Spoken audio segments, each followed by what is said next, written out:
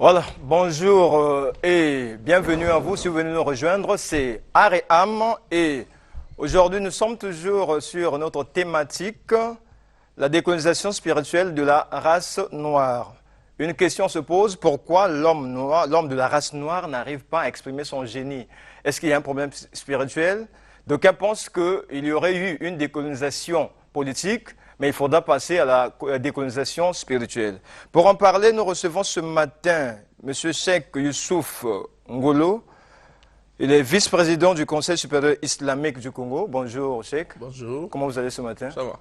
Merci beaucoup. À votre droite, Maître Rama Kinda de l'ordre traditionnel Congo. Bonjour Maître Rama. Bonjour, bonjour, bien-aimé. Comment vous allez? À merveille. Francis Nganga, instructeur gnostique, est également avec nous. Bonjour Francis. Bonjour monsieur. Comment vous allez? Non, ça va très bien. Et Maître Tibius Ndebokolo, guide spirituel de l'ordre des Aïniens. Bonjour Maître. Bonjour. On va commencer par vous. L'homme noir, est-ce qu'il a été colonisé spirituellement? Dernièrement, vous avez dit que oui, il avait été colonisé spirituellement. Et que pour cette décolonisation, il fallait donc remplacer un système qui est costaud par un autre système. C'est quel système?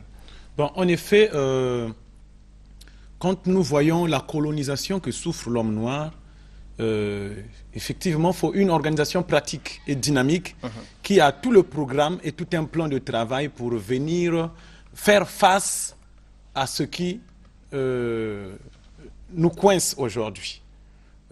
Par exemple, nous avons deux grands courants qui influencent l'Afrique. Il y a l'islam et il y a le christianisme.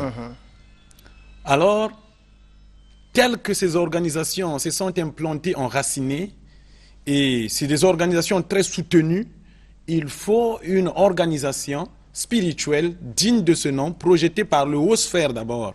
Parce que c'est des mouvements projetés par le ciel, par le haut sphère, alors que ça ne peut pas être combattu ou être mis face devant les organisations du bas sphère, c'est-à-dire que les organisations qui utilisent des parents défunts, qui invoquent des gens que nous avons connus là. Vous faites allusion à Ngunza par exemple? Oui, tout ça, les Machua, les Simon Kimbangu, et tout ça, c'est les gens qui... Oui, mais il faut quelque chose de consistant, révélé depuis le haut sphère, pour faire face, en face de ce grand courant-là.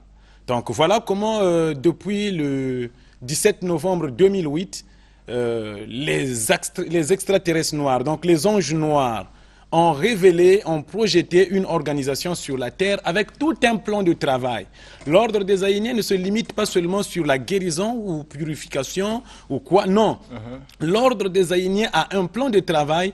Nous devons former aussi les génies, les savants. En effet, nous savons que si l'Europe nous influence, c'est pas que question seulement par les muscles, par ça, non, par la matière grise. Alors, et pourtant, nous étudions, nous avons des doctorats, les autres ont trouvé ça aussi là-bas. Mais pourquoi nous n'arrivons pas à faire face? Donc vous affirmez pratiquement ce que Voltaire disait, que l'homme de la race blanche est supérieur à l'homme noir. Supérieur. Je vous parle de matière grise. Oui, on avance. Supérieur, nous savons quelque chose qui est supérieur, comme inférieur. Ah, ça reste tel, hein. Donc, ils sont en avance de l'homme noir. Ça veut dire que nous aussi, nous pouvons travailler pour rattraper cette avance-là. Mais nous sommes en retard. Nous devons accepter ce retard. Parce que tout ce que nous sommes, nous reflétons que de l'homme blanc. Hein.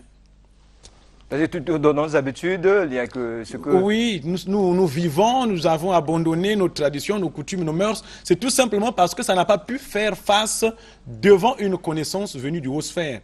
Francis Nganga, vous êtes instructeur gnostique, vous avez écouté ce que Tibers nous dit ce matin. Votre réaction?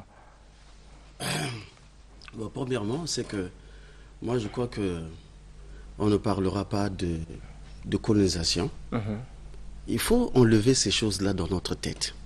C'est chaque fois qu'on va parler de colonisation, décolonisation, ça viendra toujours. Le fait de vouloir nier ou affirmer une chose ne fait pas de telle sorte qu'on puisse véritablement la nier. La meilleure façon de pouvoir accepter les éloges, c'est de les refuser. Pourquoi les gens sont derrière ça? Moi, je pense que les principes universels qui font de telle sorte que toutes les régions existent, les principes sont uniques, universels et ont les mêmes bases. Je parle, par exemple, des 10 commandements. Il n'existe pas une religion sur terre qui ne parle pas des 10 commandements. Aimer son prochain. Aimer son prochain, respecter autrui, ce sont des principes de base universels. Qu'est-ce qu'on nous a, nous? Qu'est-ce qu'on nous a? C'est-à-dire la colonisation, elle vient d'où? Donc, je la mets de côté. Et je voudrais dire ici, en même temps, que toutes les religions sont des perles précieuses enfilées sur le fil d'or de la divinité qui ont un rôle bien défini. Si au temps de Moïse, les gens ont accepté une religion qui était celle de œil pour œil, dent pour dent, parce que ça correspondait à l'éducation de ce peuple-là. Maintenant à cette époque-là. À cette époque, ça correspond. C'est comme ça qu'il faut faire une lecture réelle des événements par rapport au temps. Mais lorsque, comme je le disais, Jacques Lenormand le disait, il est relativement facile d'angéliser une chose ou de la diaboliser lorsque vous sortez cette chose de son contexte bien précis. Donc aujourd'hui, la guerre n'est pas au niveau des religions. Il ne faut pas non plus parler de décolonisation parce que les principes sont les mêmes. Je viens de les montrer avec ce qu'on appelle aujourd'hui le décalogue, les 10 commandements. Ça, vous allez retrouver toutes ces valeurs-là, vous allez retrouver dans toutes les religions. La question fondamentale qu'on se pose, Francis Nganga, c'est de savoir pourquoi l'homme noir n'arrive pas à exprimer son génie créateur. En fait, c'est là où les autres disent que certainement il y a une colonisation spirituelle. Oui, c'est tout à fait normal qu'ils pensent. Lorsqu'on n'a pas de véritables réponses aux grandes questions de la vie, on va incriminer les uns les autres. C'est ce qui se passe. Et on va jeter des pierres dans le jardin de l'autre en pensant effectivement que c'est parce que les autres ont existé, ils sont venus chez nous. Voilà pourquoi. Moi, je pense que c'est un problème de relèvement de la conscience. La conscience de l'homme africain actuel correspond avec son état de conscience. C'est ça. Pas seulement de l'homme africain, puisque les Noirs qui sont aux États-Unis également ont les mêmes problèmes pratiquement. Mais ce n'est pas parce que c'est un Noir qui est aux États-Unis. Si vous prenez un démon, vous l'amenez au ciel, il va se comporter de la même façon qu'on en fait. Donc c'est tout à fait normal. Le problème n'est pas là. Le problème, c'est au niveau de l'état de conscience de l'Africain. On reviendra ça. C'est au niveau du relèvement de l'état de conscience de l'Africain. On va y revenir. Maître Ramakinda, ici, on condamne les religions africaines qui font usage, comment on appelle, de la tradition. Ceux qui invoquent les défunts pour dire que c'est ça peut-être qui recule l'Afrique. Il faudra donc un système costaud et Tibios Ndebokolo propose aujourd'hui l'ordre des Aïniens parce qu'ils sont reliés à une organisation céleste qui serait supérieure de 9000 extraterrestres. Qu'est-ce que vous en pensez? Bien, je pense que le thème c'est la colonisation ou la décolonisation de la race noire. Oui. Je vais d'abord aller sur le vif du sujet et j'apporterai une réponse là-dessus. Bien, vous savez, il ne faut pas qu'on se cache, hein. Nous avons connu la colonisation. Ça appris depuis l'école primaire. Hein. Le Congo a été colonisé et je pense que politiquement, nous avons eu notre indépendance le 15 août 1960 que nous célébrons chaque an. Et donc, on ne peut pas aujourd'hui se permettre de dire on n'a pas été colonisé ou que ça n'existe pas ou que l'on balance quelques théories comme ça. Non, nous avons été colonisés. La preuve, la langue que nous parlons, ce n'est pas notre langue. C'est la langue du colon. Mais voilà, voilà, c'est cela la colonisation linguistique. Donc dire qu'on n'est pas colonisé, c'est erroné, c'est pas honnête. Et là, nous parlons de la colonisation, en fait, j'en arrive. Le mot colonisation ne se limite pas que sur la matière. Hein. D'accord. Elle est tangible et intangible. Et donc, nous avons la colonisation physique et la colonisation métaphysique. On nous impose le christianisme, l'islamisme, toutes ces religions qui ont quitté à gauche, à droite, qui sont venues chez nous. C'est une forme de colonisation spirituelle. Religieuse. On nous apprend à parler arabe. Est-ce que toi, tu es arabe pour parler l'arabe, pour faire des cours coraniques arabes? Je ne suis pas contre. Je ne suis pas contre. J'en arrive. Je ne suis pas contre. Moi, j'ai étudié l'anglais. Je dis à mes enfants d'apprendre autant de langues, même l'arabe. Moi, j'aime bien l'apprendre. Mais la colonisation, le mot, le texte ici plutôt, le thème, c'est la colonisation. Moi, je peux venir faire mes cours sur l'arabe, parce que je veux l'apprendre. Nous sommes dans le monde de la mondialisation. La colonisation, on vient, on vous impose, avec la dicta. Vous devez apprendre ceci. Et donc, je parle là de la colonisation. C'est un milieu grand, ce n'est pas un milieu des bébés. Je parle là de la colonisation. Donc, la colonisation, nous l'avons subie.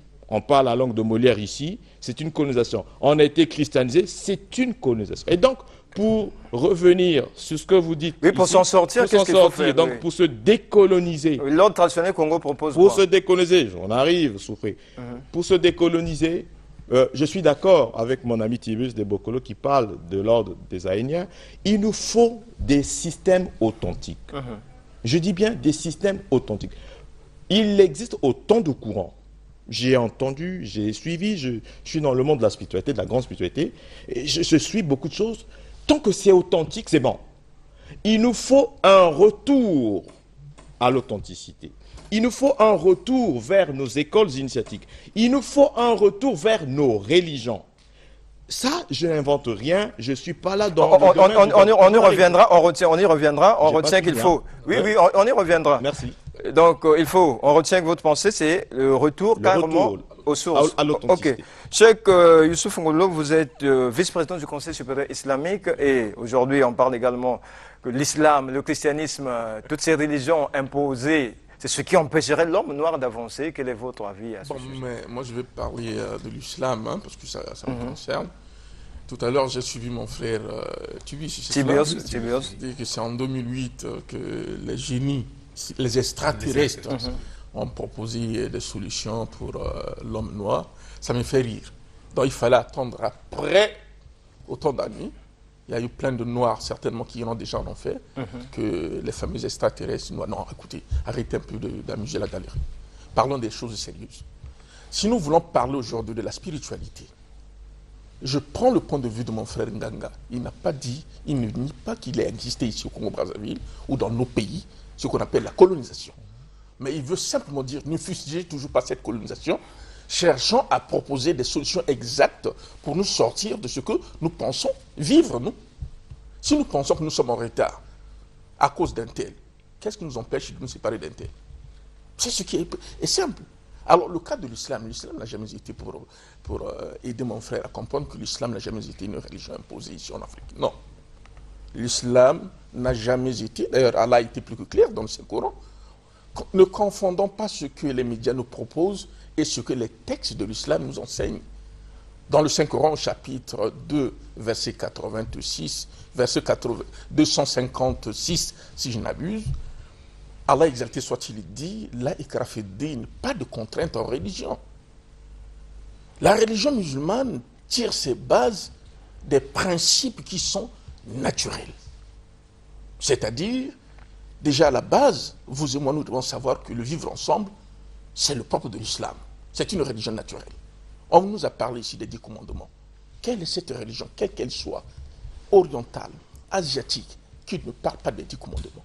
Si vous trouvez aujourd'hui, par exemple, que nous avons toujours des problèmes, l'homme noir, c'est parce qu'on a la mauvaise lecture des textes.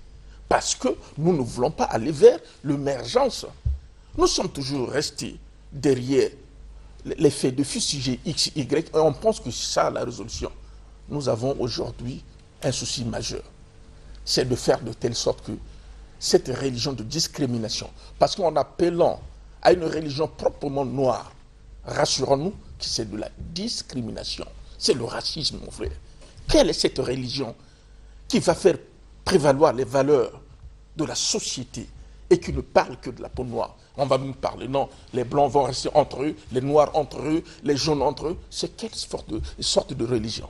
Dieu exalté soit-il pour parler toujours dans le Saint-Coran. Donc finalement, si on comprend bien votre pensée, c'est nous-mêmes qui ne voulons pas aller vers... Ah oui, nous ne voulons pas aller. Il n'y a rien qui bloque spirituellement. Non, c'est parce qu'on a la mauvaise lecture des textes.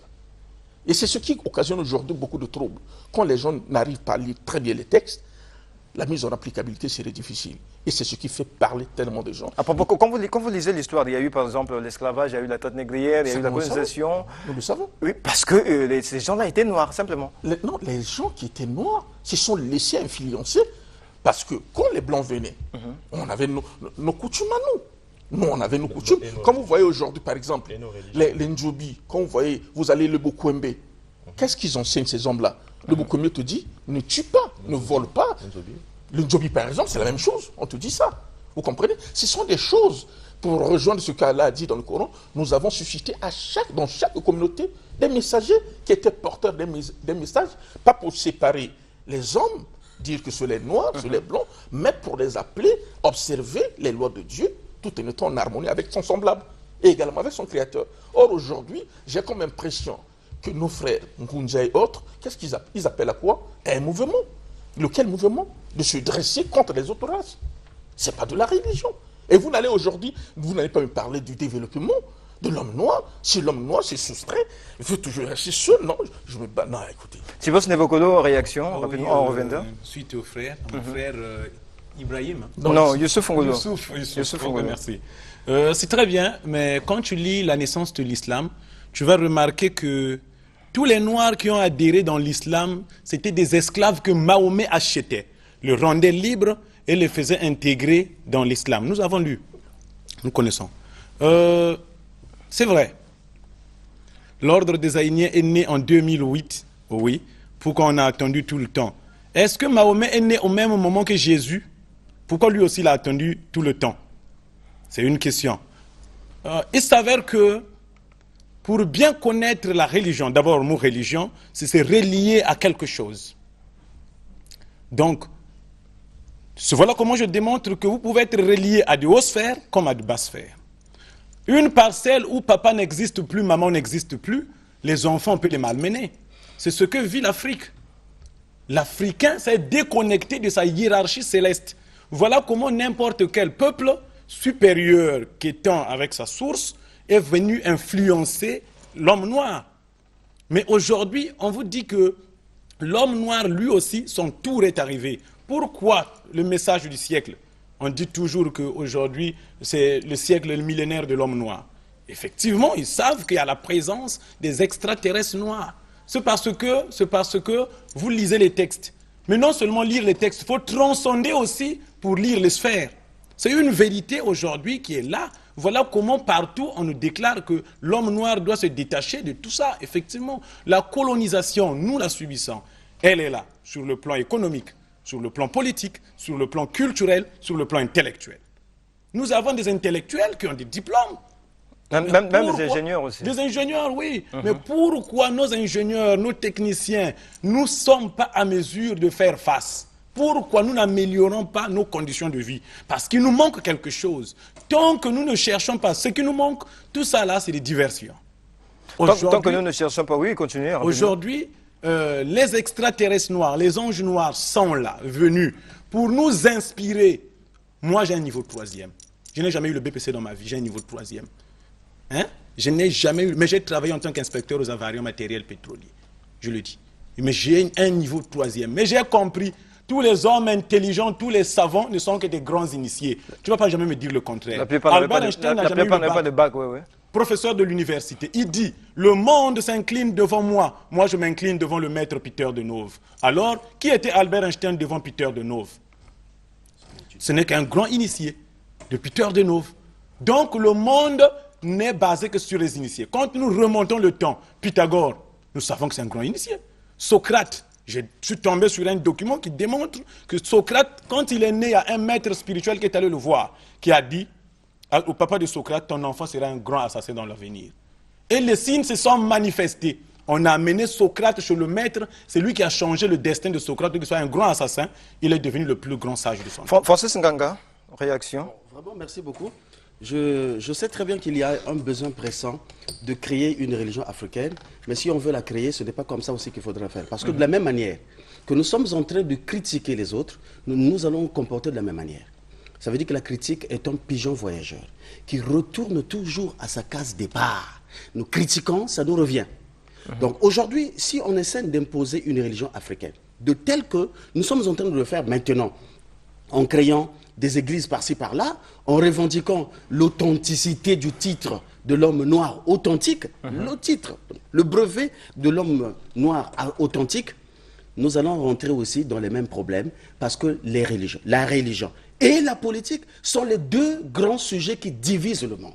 C'est pourquoi moi j'ai toujours mis la politique de côté et je regarde les choses avec un œil d'initié, de gnostique, pour essayer de voir, de concilier toutes les tendances. En réalité, nous voulons tous tendre vers une même chose, bien sûr. Mais le problème c'est qu'on veut partir de plusieurs manières et là-dedans, surtout si on fait rentrer la discrimination là-dedans, je ne vois pas que ça, on peut appeler ça une religion. Bon, mais moi, je pense qu'il faut à l'homme africain une sorte de rébellion psychologique qui n'a rien à voir avec la révolte face à une religion donnée, face à une conception donnée. Laissez cette conception tranquille. Celui qui a le tort de rester et de demeurer toujours bas, c'est l'homme. Parce qu'il existe une loi de l'attraction universelle. Ce que nous sommes intérieurement, nous attirons toujours des circonstances qui correspondent à notre degré d'évolution. Si aujourd'hui, quelqu'un part de Paris là-bas, arrive ici au Congo, vous voyez comment les gens lui suivent comme des mouches. Et avec ça, vous pensez que demain on va avancer? On dit que c'est un Parisien. Hein, c'est un Parisien. Donc, qu'il provienne de ce pas. Alors, ce complexe d'infériorité, nous l'avons déjà. Il faut combattre ce concept d'infériorité. C'est là que vous parlez du relèvement de la conscience. Il faut qu'il y ait une rébellion psychologique, une révolution de la conscience, une véritable prise de conscience de l'homme noir, qui n'a rien à voir avec une religion. Ce n'est pas la religion qui vient nous apprendre qu'il faut bien vivre en société ou non. Hein, par rapport à telle ou telle conception donnée. Ce n'est pas ça. Ce qu'il nous faut maintenant, c'est de comprendre certaines choses. Quant à mon frère, sur l'ordre des Aïniens, je pars dans la Kabbale, je vois Aïn, et puis il y a Aïn Sof, il y a Aïn Sof Aou. Donc ce que je suis en train de voir là, c'est quoi? Aujourd'hui, moi je ne sais pas si on peut créer une véritable religion authentique. Maintenant, quand on va parler de l'homme noir, créer une religion, non, ça c'est des choses qui n'existent plus. Aujourd'hui, là, ça ne peut plus exister. Nous allons piocher par-ci, par-là. Nous allons regarder dans le yoga. Nous allons faire une forme de syncrétisme. Et on va teinter ça avec une couleur noire. Et on va présenter ça aux gens. Nous devenons donc des commerçants qui veulent vendre un système. Alors que toutes les religions, je l'ai dit... Mais l'objectif reste le même, hein, c'est sortir l'homme noir, en fait. Non, ce n'est plus ça. Mais ça aussi, c'est une forme de colonisation aussi. Parce qu'on veut coloniser notre conscience, on veut parler seulement de colonisation politique. Et c'est la colonisation politique. Il faut pas coloniser les consciences des autres. Nous avons un libre arbitre. Laissez les gens. Si une religion vient et qu'elle correspond à mon état d'âme, à mon état de conscience, et que ma prise de conscience m'amène vers cette religion, je suis dans l'obligation d'aller y adhérer. Est-ce que la religion n'a rien à voir avec la race? La religion? Oui. Mais la religion, elle est universelle. Toutes les religions qu'on est en train de voir, c'est une déviation de la forme de la grande religion universelle qui existe toujours. Et je viens de vous démontrer ici que les principes cosmiques sont les mêmes. Les principes, il ne faut jamais confondre les principes et ce qu'on peut appeler les manifestations d'une religion propre à chaque... Parce que c'est le même message. Quand nous l'interprétons en tant que noir, nous allons teinter ce message de noir en tant que tel. La religion musulmane, par exemple, si vous la voyez très bien, lorsque j'essaie de côtoyer mes frères, je me rends compte qu'ils ont enseigné les mêmes principes christiques. Et le Christ a enseigné les mêmes principes que Mahomet. La même chose qu'on va retrouver par exemple chez le Bouddha. C'est la même chose. Mais ici, on veut créer une religion. Il faut effacer cela de la mentalité. Donc, comment faire pour sortir l'homme noir de la mentalité de consommateur qu'il a aujourd'hui? Pour sortir l'homme de cette mentalité-là, il faut qu'il ait une véritable prise de conscience. Face à tout ce qui vient de l'extérieur. Commençons par là. Et rien de spirituel ne bloque ce n'est pas un problème spirituel. Ce n'est pas un problème, au contraire. Je pense que vous allez intervenir tout à l'heure. Je donne la parole à mon frère des races. Rama Kinda, vous avez la parole. Monsieur le journaliste, vous savez, ce qui tue l'Afrique aujourd'hui, c'est la pseudo-intellectualité. Un intellectuel, l'intellectualité, c'est la science de l'esprit. C'est pas beaucoup lire des livres de théosophie, de gnosticisme. Ça dérange un peu l'esprit. Vous avez parlé de retour aux sources. J'en arrive. Avant que les mouvements gnostiques n'arrivent chez nous, avant que l'islam, j'aime bien l'islam, j'ai prié dans l'islam, j'ai même été baptisé, mon nom c'est Michael. J'ai même le Coran chez moi. Il n'y a rien de mauvais dans tout cela. Je défends des valeurs ici qui ne sont pas religieuses. Avant que l'islam n'arrive ici sur notre territoire, le christianisme, la rose-croix, la franc-maçonnerie, tout consort, nous étions hautement avancés, comme il voulait le dire, après il s'est embrouillé. On était déjà hautement avancés en spiritualité, mon Dieu. Qui tuait? Qui volait? Dites-moi, quel est ce village africain où il y avait des homosexuels, des criminels? C'est pas possible. Nous fûmes éduqués, civilisés. Chez moi, on te laisse l'argent là, tu peux laisser ça là, tu vas, tu te promènes, tu reviens, tu vas retrouver ton argent là, il y a le Nzobi, comme il a su le dire. Personne ne vole. Personne ne vole et les gens ont la crainte Donc il y a le fait, il y a la morale et il y a la crainte. Parce qu'il y a la sanction. Il y a des lois traditionnelles qui veillent à tout ça. Ouais. Vous allez nous démontrer quoi ici? Qu'il faille syncrétiser avec quoi? Il faille faire du métissage, du jumelage avec quoi? Nous avions tout.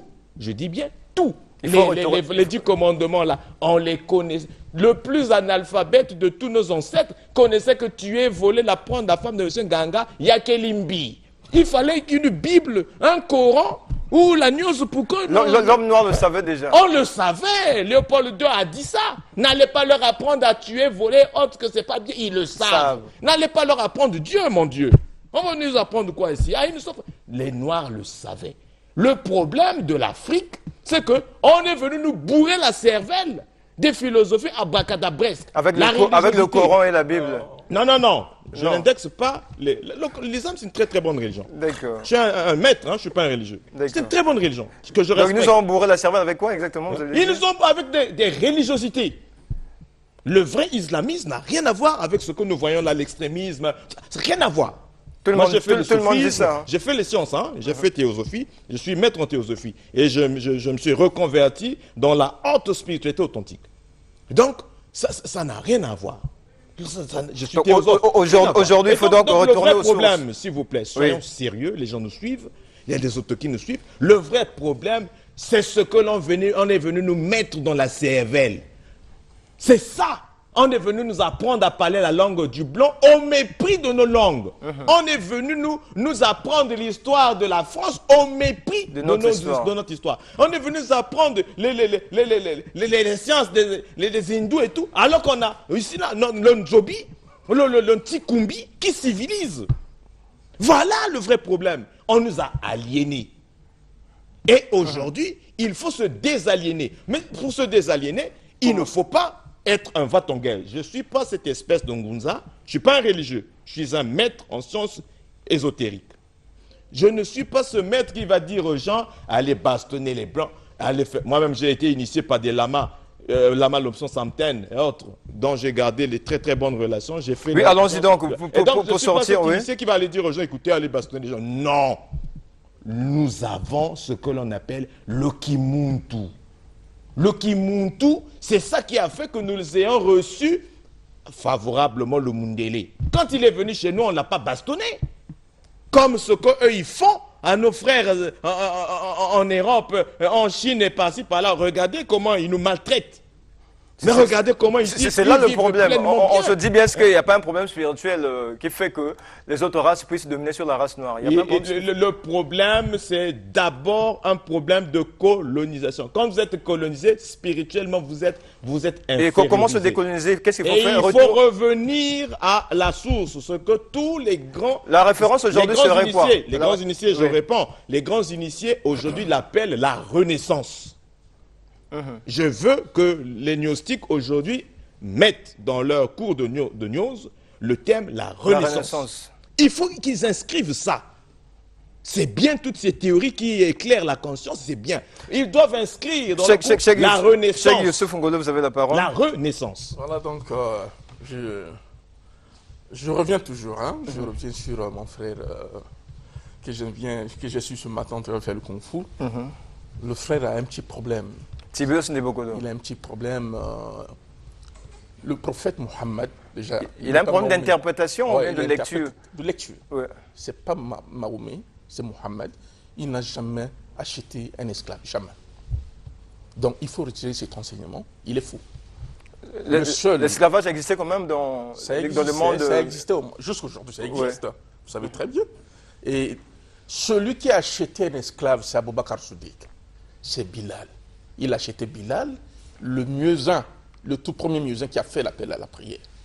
Mohammed, sur paix bénédiction, n'a jamais acheté un esclave. Au risque de répondre simplement à Tibios Ndebokolo, il a des téléspectateurs qui vous suivent. Qu'est-ce que l'islam propose pour que l'homme noir puisse recouvrir? Quand il donne un tel enseignement, ceux qui suivent et qui ne sont pas avertis vont penser que c'est vrai. Oh, c'est des faussetés. Alors, pour l'islam, c'est simple. Nous avons un Dieu créateur. Ce Dieu créateur, il est unique. Et le but de sa création est unique. La vérité salvatrice aussi est unique.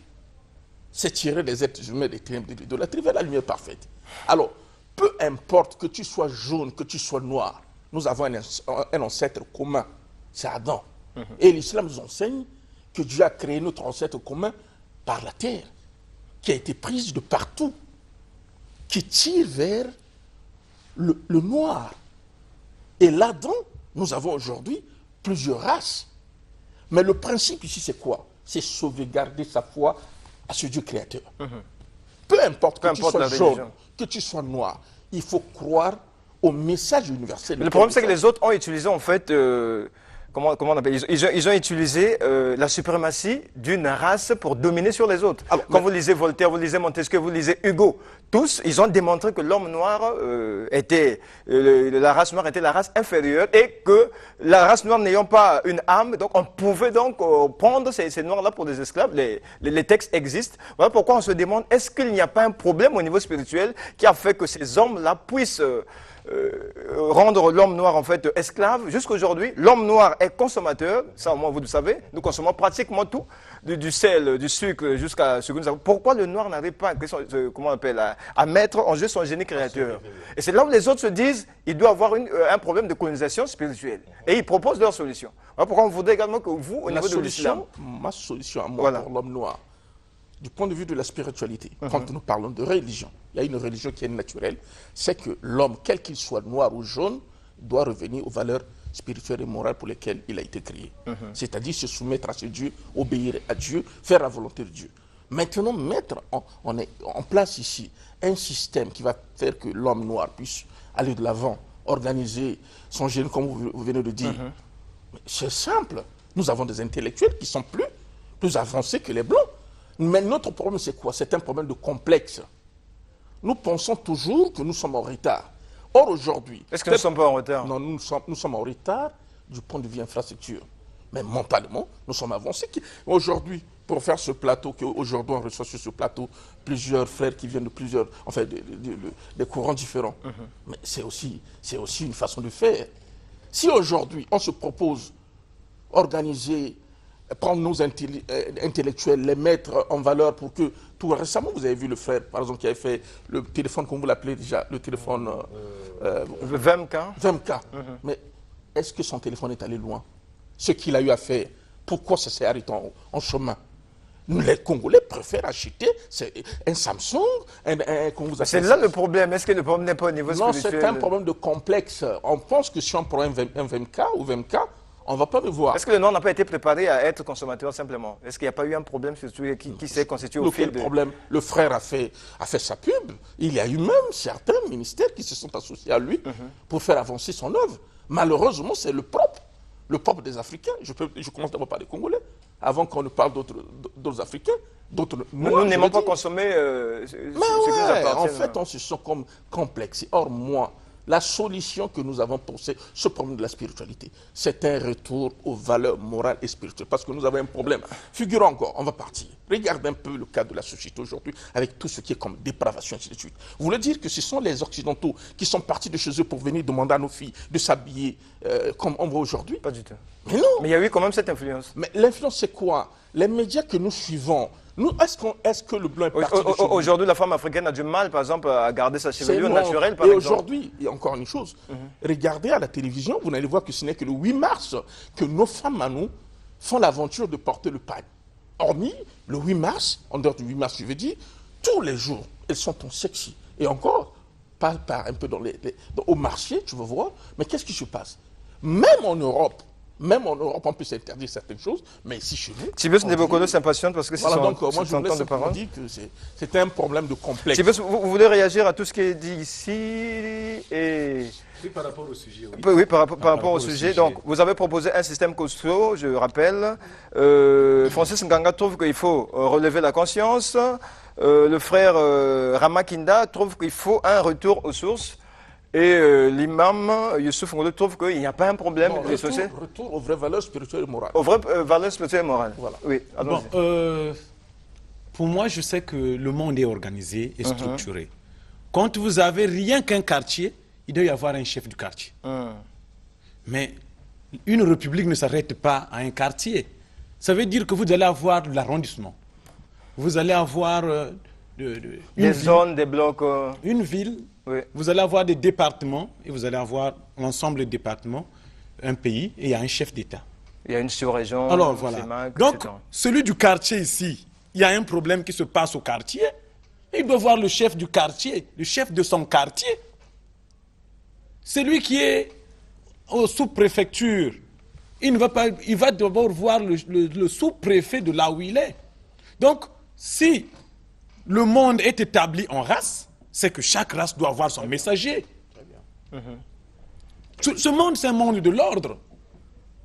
Pourquoi seulement, tel que nous sommes, nous tous nous sommes des Noirs, mais ils refusent de croire à l'ordre des Haïtiens, ils refusent de croire à l'autre là. Mais pourquoi seulement les Noirs trouvent la conscience de s'incliner devant le Blanc? Si le Blanc le faisait, il va dire qu'il s'inclinait devant Satan. Ça, c'est un fait vrai. Mais alors, tant que le Noir va toujours s'incliner devant les autres races, nous resterons toujours inférieurs. Effectivement. C'est comme quelqu'un qui vient toujours chez toi venir tendre la main. C'est ce que nous sommes. Moi, je ne suis pas là pour aliéner ou pour divertir les gens. Non. Je suis là que l'homme noir doit faire une prise de conscience avec une solution stable aussi.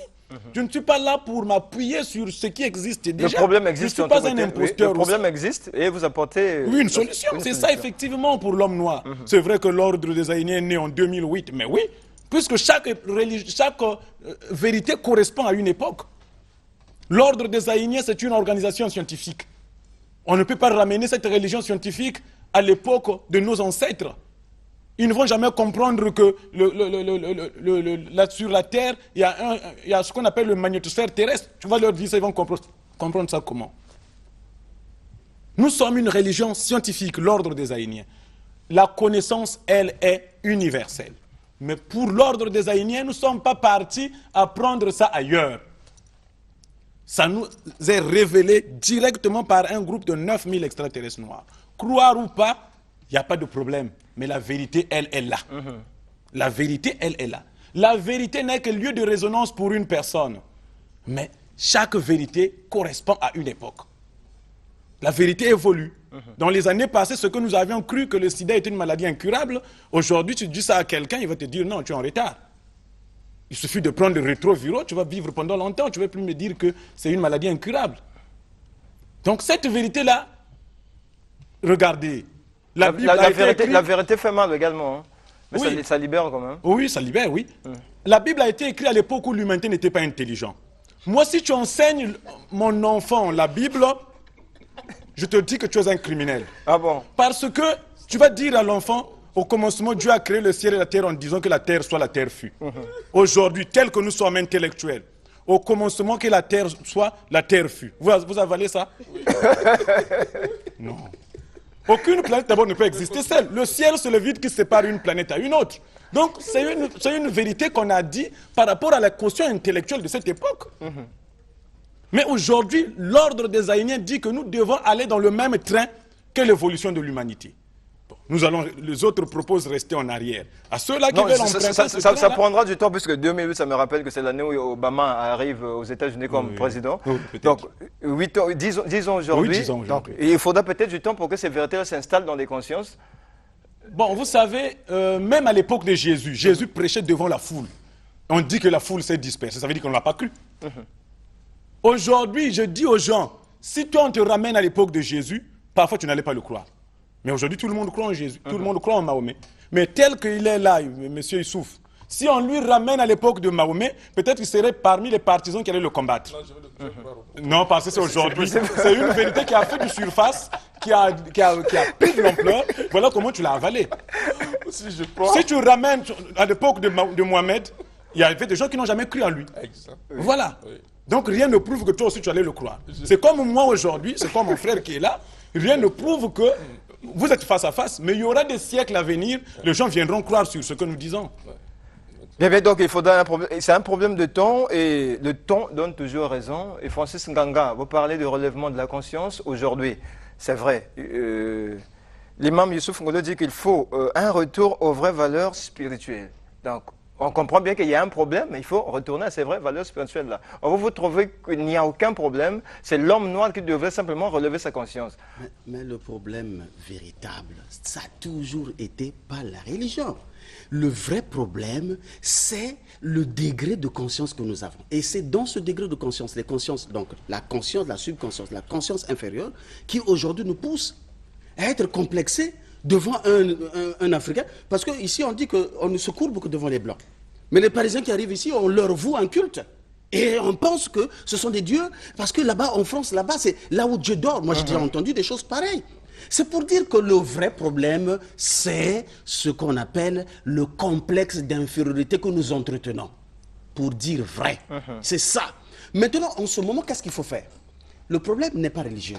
Parce que si les gens aujourd'hui... Bon, j'ai entendu Maître Ama qui me proposait « Oh non, mais il faut... oui, rapidement, nous sommes pratiquement à la fin. Oui. La gnose, ainsi de suite. Problème d'aliénation, ça c'est un combat qu'il faut mener beaucoup plus dans le domaine politique. Parce que ce n'est pas l'homme blanc qui vient nous imposer notre façon de vivre ici. Mais on se rend compte que l'Africain, l'ennemi juré de l'Africain, c'est l'Africain lui-même. Alors ça, vous allez demander ça aux Européens, de venir, ce sont eux qui nous ont inculqué ça. Dites-moi, vous avez fait des études. Moi, peut-être, je me suis arrêté au niveau CP1, CP2. Mais vous savez que vous êtes allé très loin. Quand vous allez, quel est de l'école primaire jusqu'à l'université, quel est ce programme où on apprend à l'école que l'homme blanc est supérieur, immensément, de manière mathématique, on le démontre que l'homme blanc est supérieur à l'homme noir. Mais c'est nous. Dès lors qu'on voit un téléphone venir, nous sommes complexés. Donc, le vrai problème, c'est une rébellion psychologique. C'est une révolution de la conscience, une prise de conscience et revenir au bon programme. Parce que les programmes qui sont là aussi souffrent quand même de quelques petits problèmes. Il faut regarder dans ces programmes comment insérer le problème de vouloir enlever ce complexe face à l'homme blanc. Très bien, c'est par ces mots que nous allons mettre un terme à ce numéro. Je rappelle à nos téléspectateurs que nous parlions ce matin de la décolonisation spirituelle de la race noire et nous avons reçu sur ce plateau le Cheikh Youssouf Ngolo qui est le vice-président du Conseil supérieur islamique, Francis Nganga qui est instructeur gnostique, Maître Ramakinda de l'ordre traditionnel Congo et Maître Tibios Ndebokolo, guide spirituel de l'ordre zaïnien. Je vous remercie d'avoir accepté notre invitation. Certainement, s'il y a des réactions de la part de nos téléspectateurs qu'il faudrait bien que vous puissiez revenir, on vous fera appel. Merci.